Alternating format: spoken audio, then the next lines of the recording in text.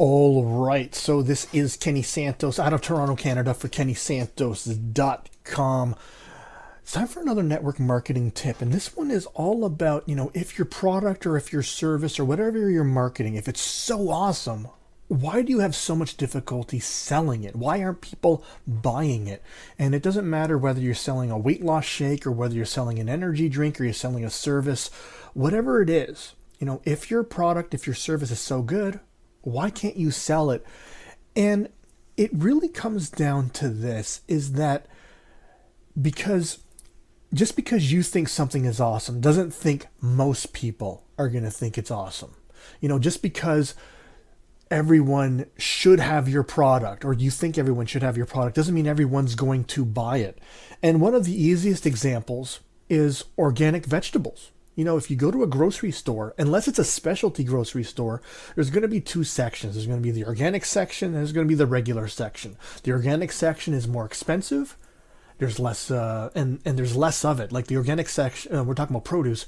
The organic section is more expensive and it's a smaller section. And then there's kind of like the non-organic, and that's where everything else is, and it's a larger section and it doesn't cost as much. And you'll notice that many people, even though they've heard and they know that they should be buying organic produce because it has less pesticides or it's better for them, they still pass over that organic section and go buy over to the non-organic. And many people do so. The same thing, comes for people, things that we desire. If you look on an airplane, there's a first class, and there's business and, whatever. But let's say that there's two classes. There's the first class section and then there's a coach section. The first class, it's more expensive and there's not as nearly as many seats. Right? Then there's the coach section, less expensive, and there's a lot more of them. Now, let's face it, if you're flying, you would probably more likely want to fly in the first class section. However, most people don't. They don't think it is worth it. They would rather just pay coach. And that goes for your product as well. Your product might be awesome. And let's say it is an energy shake, right? Or whatever, whatever it is, or a face cream. And you have all this science to back up why your product is so good. It's scientifically proven. It's peer reviewed. You have all these testimonials, dozens and dozens of awesome testimonials. Yet most of your prospects, they're not going to buy it. Some of your prospects, they don't even buy meal replacement shakes. So why would they spend $80 or $100 a month to buy yours? Now, some of them might. Some of them might think of it and they might look, well, you know what? These shakes, they replace a meal. And you know what? And I spend X amount on food every month. Instead of spending X amount on food every month, I'll spend X amount on these shakes and see what happens. That might be the case, but still, even with that logic, you think, well, everyone should do that. But not everyone does. Not everyone has that desire to give up their bacon and eggs in the morning. Even if they are even if they're morbidly obese, even if they're overweight, they won't give up that bacon, eggs, and toast in the morning. They, instead of having the, the weight loss shake. And it isn't a matter of, you might be thinking, well, you don't have to give up your favorite foods with my product. It's not really about that. All right. What it's about is, do they value what you have for the amount of money that it costs, all right, or the amount of effort it's going to cost. One of the commercials, I don't sure if this commercial, I used to hear it all the time, was, 15 minutes could save you 15% or more on your car insurance. And that was a Geico commercial. And you'd think, well, logic-wise, say, well, if I don't have Geico and I want to save 15%, I should just give them a call and see if they can save me money. But even with that, even with how simple it is, even though it's free, people aren't willing to spend that 15 minutes to save them that 15% or more, right?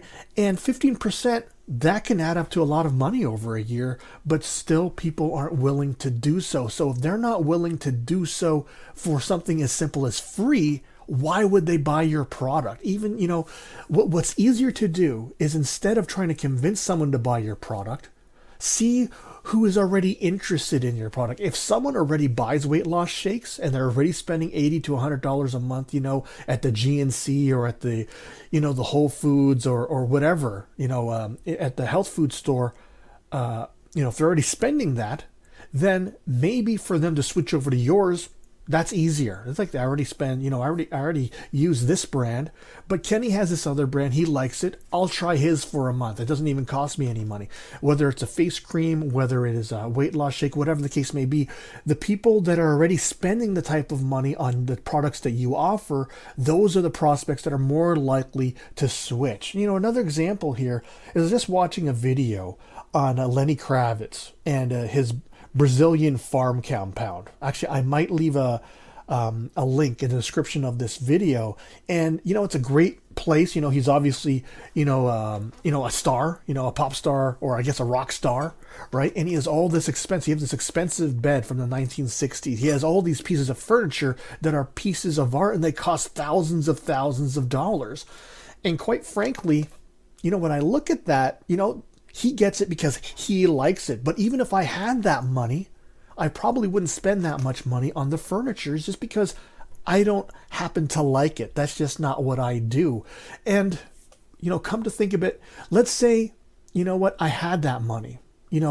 Let's say his bed costs, I don't know how much his bed costs. Let's say his bed costs 50 grand. All right. This awesome bed that's a piece of art. It's $50,000. Even if I had $50,000 and even if I wanted the bed, would I buy it? Right? Think about that. Think about your dream car, right? And if you had the money to buy your dream car, would you buy it or would you use that money for something else? If your dream car is some sort of Rolls Royce and it costs $250,000, right? If you had $250,000, what would you do with it? Would you pay off your home or would you buy that car? Right? You got to think, just because, they even like it or even they think it's worth it, they still might not spend that money because they would rather just spend the money somewhere else, right? Some people would say, well, if I had $250,000, I would buy that Rolls Royce. And other people would be like, no, you know what? If I had $250,000, I'd pay off my house or I'd, put down a down payment on something or I'd pay off some debts or whatever the case may be. So you got to think, even though my product is awesome, not everyone's going to buy it. And it's not up to me to convince them to buy it. It's up to me to determine whether they're the right fit. And if they're the right fit, they're probably going to buy it. And if they're the right fit, not only will they buy it, especially if it's a consumable product, they'll buy it month after month after month after month. And then you got a customer for life. And those types of people are so valuable. Customers, so much more valuable than a rep. You know what? I've recruited many reps that said they loved the product, but when they weren't making any money, they stopped their auto-ship. Right? When they weren't making money in the business, they stopped buying the product. Customers that have never been involved in the business before, they were buying the product month after month after month after month.